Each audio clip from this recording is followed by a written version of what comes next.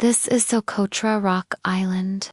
It looks like an extraterrestrial planet that sprouted from the Arabian Sea, off the coast of Yemen. But how did this strange mushroom-shaped rock formation covered with herbs come into existence?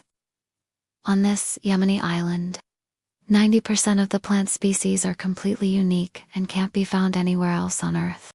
But the most peculiar thing about Socotra is its red color. It looks like rust, but it's not. These are actually tiny red mushrooms that have grown over a very long period of time. They grow in clusters and cover huge areas. Some people even call them blood rocks because they look like blood clots.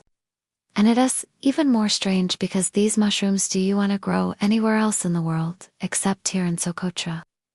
In addition to these blood rocks, Socotra has many other unique geological formations. The entire island is a massive chunk of rock that broke off from the Arabian Peninsula around 100 million years ago.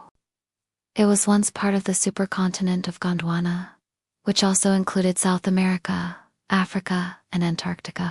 So the island is basically a gigantic piece of continental crust that has been separated from the rest of the landmass and is now an island. But what makes Socotra so special is that it has a very diverse range of habitats. There are mountains, forests, deserts, and even coral reefs. This is because the island is surrounded by a warm current from the Indian Ocean, which brings moisture and creates rain shadow effect. This means that the windward side of the island is very wet and green, while the leeward side is very dry and desert-like. Over time, this has created a unique environment where different species of plants and animals have evolved. For example, the dragon's blood tree is a type of tree that is found only in Socotra. It gets its name from the red sap that oozes out of the tree when it is cut. Another endemic species is the Socotra starling. It is a small, flightless bird that resembles a giant black starling. Unfortunately, Socotra is under threat from climate change and human activity.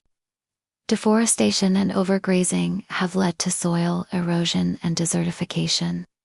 If we don't take action to protect this fragile ecosystem, then these unique species may be lost forever. Thank you for watching. See you next time.